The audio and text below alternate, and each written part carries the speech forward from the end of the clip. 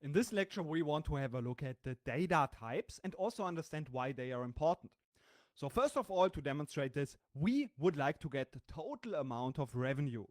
This is some data that is available, so we think that we might be able to just summarize the revenue. Therefore, let's just click on Close and Apply to go to the report view. And then on the right side, we see the data. So if this is not visible for you, you can click on this data icon. And then you have also the revenue. So we can just drag and drop it in our canvas.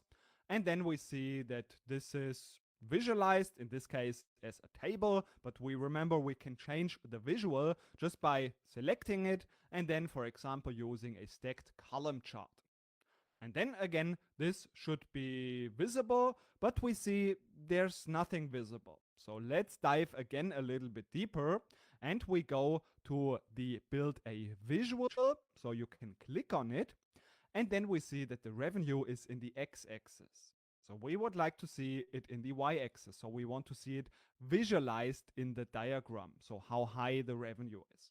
So therefore, we try to drag it into the y-axis. This works. Now we see it, but now it's the count of the revenue. But we would like to have the sum because the revenue should be summed up. So again, we can change this by going to this data options. Like this, we can change the aggregation method. So again, in here, we click on the data options, and now we have here this aggregation method. We see there's count available, but we can't change it to sum. And this is because the data type is not a number. It is not numeric, but a text column. And therefore, we first need to change the data type so that Power BI knows how this should be interpreted and that this can be actually summed up. So to change the data type, we therefore need to go back to the query editor. So let's open up again the query editor, and then we can go to the revenue column. And here we see that this is a text column by this little icon ABC.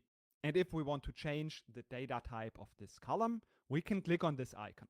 And here we see some of the data types available, so we could now change it. In our case, a good choice is fixed decimal number. This is usually a good choice for everything that is related to currencies like revenue and profit, because this fixed number is different a little bit just to the decimal number, because the fixed decimal number only stores 4 decimal places after the comma. So only 4 decimal places, which with currencies is usually enough. So therefore, in our case, we select fixed decimal number. We now click on close and apply. And now we should be able to change the aggregation method of this column here.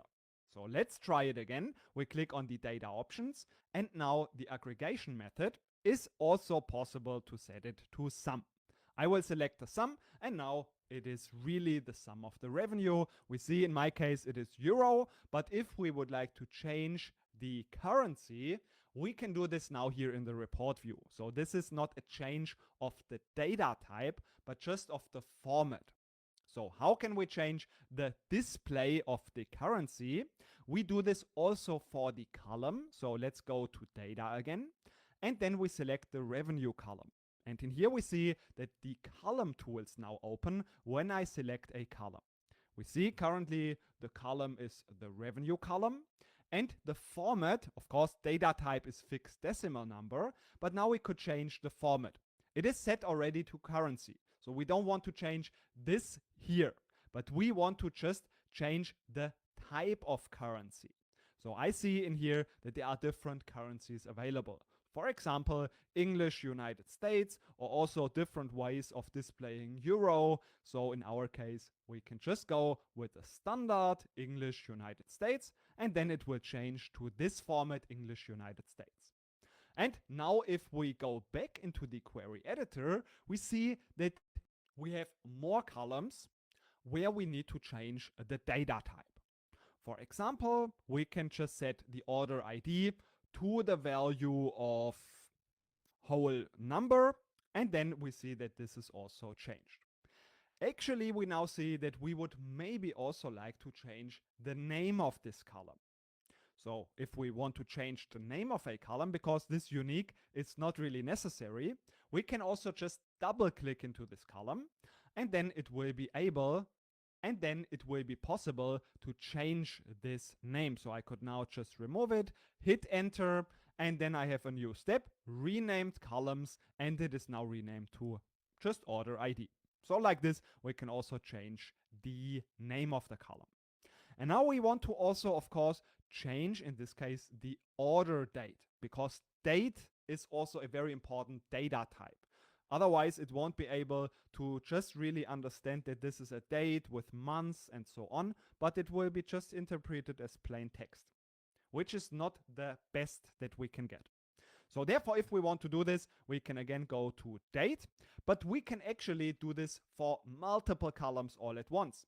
So I select this column, I hold the control key, and then I can select multiple columns. So like this, I can change the data type and apply some transformations on multiple columns all at once. So for example, I right click and then I say change type, and in here I have now date, and you see that even though, if we go to the previous steps, that these were in different formats, it has both been recognized as a date column, and therefore it was changed, and we see that this is now displayed in this date data type. So this is now very useful, because now if we click on close and apply, we can also add, for example, the order date, and you see it's again indicated with this icon that this is a date. The order ID is a numeric column, again indicated by this sum icon. And for example, if I add now the order date just to this visual, we can see that this is now available with the year. And we can also, we learn about this later on, drill down further so we see the quarters and so on. But this is something we learn about later on. For now, let's go back into the query editor. And in here we see on the right side that there is also a date format.